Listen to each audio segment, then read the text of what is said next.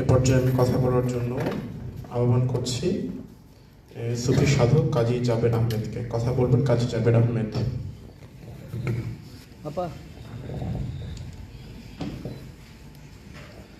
বিসমিল্লাহির রহমানির রহিম।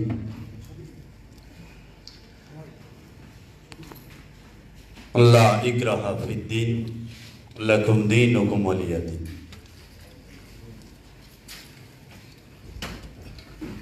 আমি সকল জ্ঞানী গুণী জনদের সামনে যে বিষয়টির উপরে এখানে কথা বলতে চাই সেই বিষয়টি হচ্ছে যে ৩ নম্বর, গণতান্ত্রিক অধিকার, জানমালের নিরাপত্তা ও আইন শৃঙ্খলা। কোরআনুল মাজিদে সূরা কাহাফের মধ্যে আছেন কালা হাজা ফারিকু বাইনি ওয়া বাইনিকা। যখন হযরত খিজির আলাইহিস সালাম মুসা নবীর সাথে একটি ঘটনায় যুক্ত হলেন, তখন বললেন যে আমি যাই করব, আপনি আমাকে প্রশ্ন করলে আমি আর আপনার সাথে সেইখানে চলবো, রাখবো না আপনাকে। তখন 3টি ঘটনার পরে 3টি প্রশ্ন করেছিলেন তিনি। পরে তিনি বললেন যে প্রশ্ন 3টির উত্তর দিয়ে বললেন যে আপনি আপনার রাস্তায়, কালা তিনি বলিলেন হাজা এইখানে, ফারিকু বাইনি ওয়া বাইনি আপনার আর আমার মধ্যে তফাৎ, আপনি আপনার রাস্তায় আমি আমার রাস্তায়।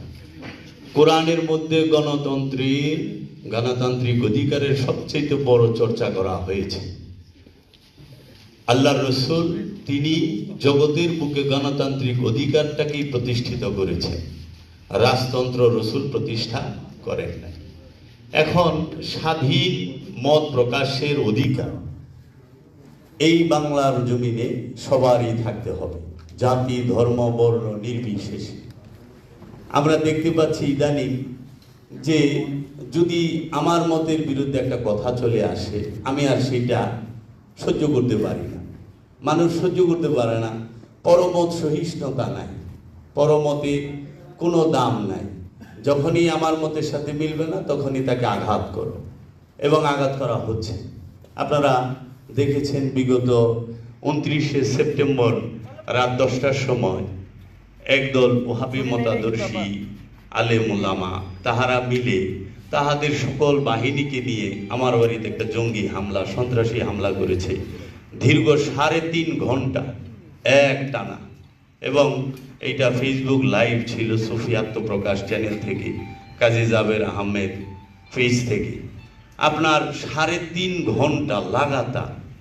তো এখন কি অপরাধ যে বলতে পারেন আমরা দিনের দাওয়াত দিতে আসছি। তাদেরকে যখন আমরা জিজ্ঞেস করছি আপনারা কেন এত 500 মানুষ আসছেন আমার বাড়িতে, একটা বসত বাড়ি, সেইখানে বলে যে আমরা দিনের দাওয়াত দিতে আসছি। আরে আমি তো নিজেই মুসলমান, আপনি আমারে কি দিনের দাওয়াত দিবেন? মুসলমানরা কি দিনের দাওয়াত দেয়? দাওয়াত দেয় তো অন্য ধর্মের মানুষের দিনের। এখন দিনে যে আছে তার এই দিনের দাওয়াত দিচ্ছে। এখন এই দিন কি? 700 কোটি মানুষ আছে, এই 700 কোটি দিন আছে। এই 700 কোটি মানুষের মধ্যে 700 কোটি দিন। দিন মানেই স্বভাব। এই স্বভাবকে আপনার একটি স্বভাবের মধ্যে আনতে হবে। এই 700 কোটি দিন একটা দিনে আসবে, সেই দিনটার নাম হইল দিন ইসলাম। দিন মানে স্বভাব, ইসলাম মানে আত্মসমর্পণ। আত্মসমর্পণের স্বভাব ধারণ করতে হবে। আর এই আত্মসমর্পণের স্বভাব পরিপূর্ণ রূপে যার মধ্যে আছেন তিনি হইল messenger of Allah, prophet of Allah. তিনি আল্লাহর নবী, তিনি আল্লাহর রসুল, তিনি আল্লাহর ওলি। এই নবী এবং রসুলকে অনুসরণ করেই দিনে প্রবেশ করতে হয়। এখন আমি নিজেকে বলতেছি দিনদার, পরহেজগার, কিন্তু আমার দ্বারা কেউ শান্তিতে নাই। আমার কর্মের দ্বারা, আমার কথার দ্বারা, আমার কোনো কিছুর ধারাই শান্তিতে নাই। এখন সমাজে দিনদার অনেক আছি আমরা, কিন্তু কৃত্রিম সংকট তৈরি করতেছি সহায় আপনার খাদ্যদ্রব্যে। দেখেন খাদ্যদ্রব্যের মূল্য আমাদের নিয়ন্ত্রণের বাহিরে। আমার হাতের দ্বারা অন্য নিরাপদ না। রাতের বেলায় আমরা যাই হামলা করতে, হামলা মামলা হচ্ছে। বাংলাদেশে যে আজকে 5ই আগস্টের পর